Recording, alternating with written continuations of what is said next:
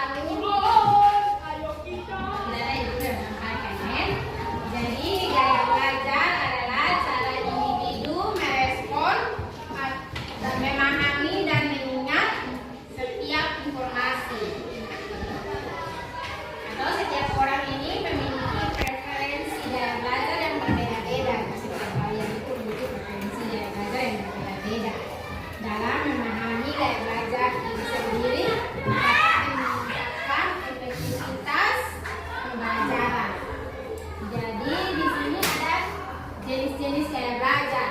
Jenis-jenis gaya belajar itu yang tadi kalian sudah isi instrumen dan kalian sudah bisa mengetahui jenis-jenis gaya belajar kalian sendiri. Yang pertama itu akan bahas yang pertama yaitu gaya belajar jenis-jenis gaya belajar visual. Jadi jenis gaya belajar visual ini belajar dengan melihat.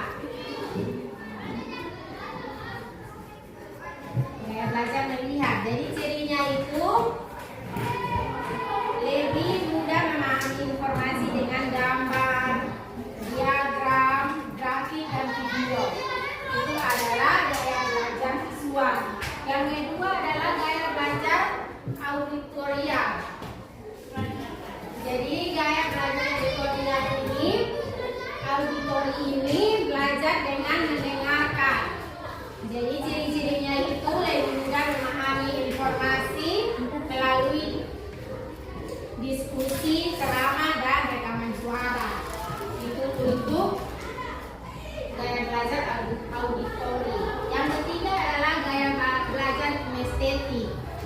Jadi gaya belajar kinestetik ini belajar dengan bergerak dan berbentuk.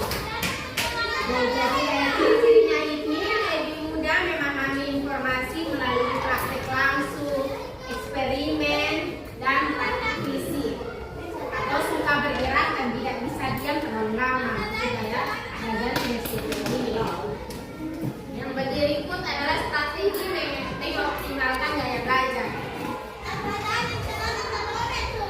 Strategi mengoptimalkan gaya belajar yaitu identifikasi gaya belajar. Kalian gunakan PSNM atau tes gaya belajar seperti yang tadi sudah link-linknya di kalian punya HP di grup ya. Itu yang kedua itu amati bagaimana kalian belajar dengan paling efektif. Yang kedua adalah dominasi gaya belajar. Dan yang ketiga sesuaikan metode pembelajaran. Dan yang keempat itu adalah fleksibel. Jadi jangan terpaku dengan satu gaya belajar yang dari tiga itu. Tetapi belajar saja